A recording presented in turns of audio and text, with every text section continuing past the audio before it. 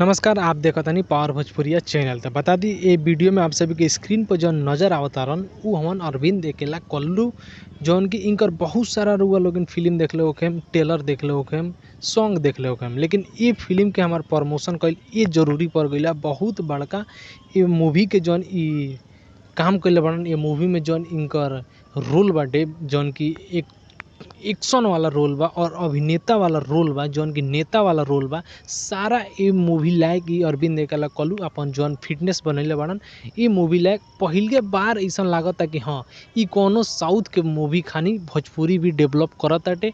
और power star Pawan Singh ji भी एगो फिल्म लेके आवतारन हर हर गंगे, और खेसारी लाल यादव भी संघर्ष 2, और अरविंद अकेला कल्लू भी एगो बहुत खतरनाक फिल्म जौन लेकर आ रहल बा, जौन का ट्रेलर भी रिलीज हो गइल बा। आप सभी नइखी देखले तो वीडियो के डिस्क्रिप्शन में लिंक बा, जाकर एक बार ट्रेलर देखी। जौन फिल्म के नाम विद्यापीठ।